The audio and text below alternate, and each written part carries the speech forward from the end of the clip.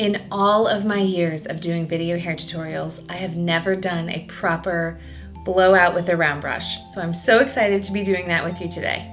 Now that my hair is a little bit shorter, I'm loving the volume and smoothness of a blowout. So I'll be showing you how to get this look and sharing tips and tricks along the way using the T3 Cura Luxe dryer. I did partner with T3 Micro for this video, and this dryer is awesome. So just a little bit about the dryer before we get started is it has digital controls here with heat settings, which you know is important because we want to blow our hair dry, not burn it dry. So you can turn down the heat if you don't need it very hot. It has a volume boost setting that I'll show you how to use, a cool shot, which is great for locking the hair into a particular shape, like a rounded round brush.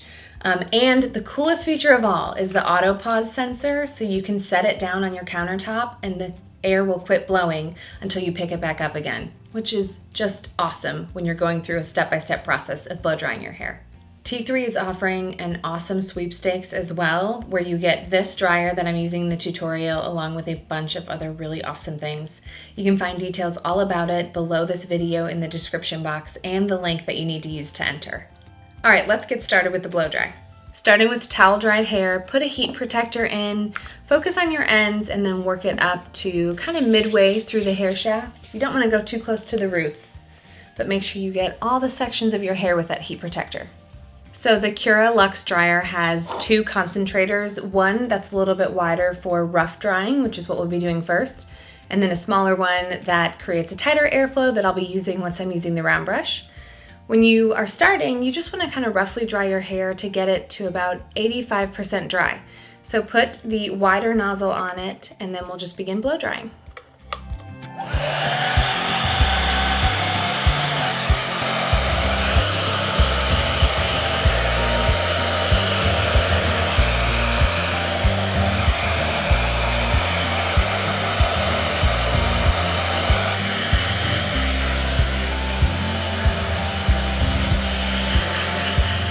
So once your hair is a little bit more dry, go ahead and section it into 3 sections, 4 if you have thicker hair. I always like to start with a mohawk section on top. This will be the last one I come to. And then a middle section right above my ears, and then you can just leave the nape section down.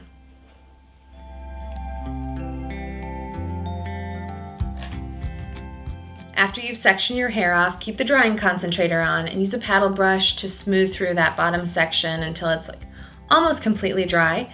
The paddle brush is great for smoothing the hair, softening it, and then we'll use the round brush to bend the ends under a little bit.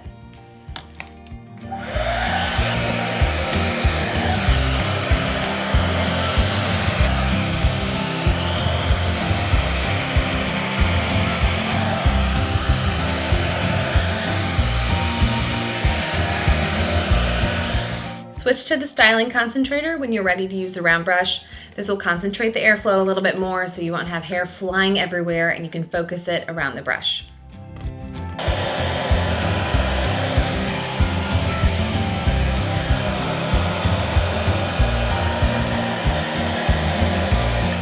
One of the coolest features of this dryer is the auto pause sensor. So you can be drying your hair and then if you need to let down another section or pick up another section of hair with your brush, all you have to do is set the dryer down and it'll pause until you pick it back up again. It's so cool. And then you aren't blowing everything off your bathroom counter. So I love that feature when you're doing a step-by-step process like this. Let down the middle section and always grab a parting of hair that is not wider than the brush itself.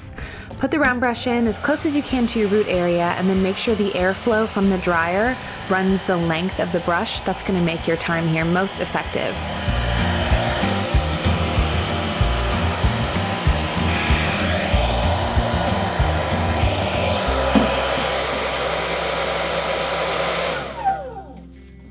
As you're working your way around the hair, make sure you're keeping the brush in at the root area, lifting the roots, making sure those are the first thing that are dry.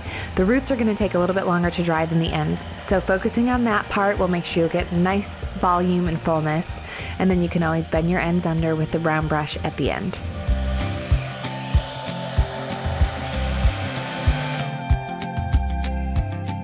So once I get to the top section of my hair, I like to use the volume booster.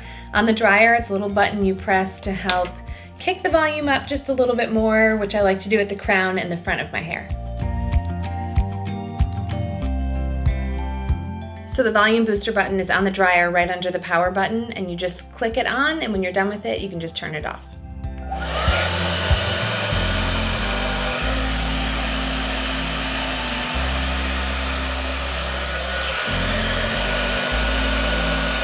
So you may have noticed as I was working at the top section here, everything was going back. Once I get to my front sort of bang face frame area, all of that is going to be blown dry forward. That helps create like a really nice swoop around the face. So I like to divide this final section in two, and just to keep it out of my eyes, I'll put a duckbill clip in here. I'll do this one first, and then we'll finish with this section here.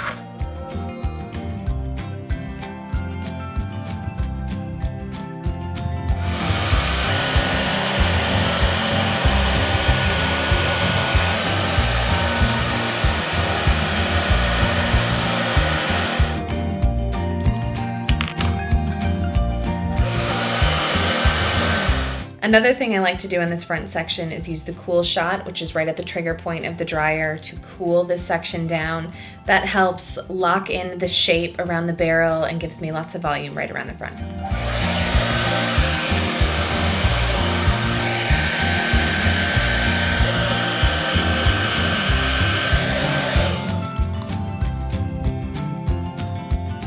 So you can see how nicely that hair just swoops to the side.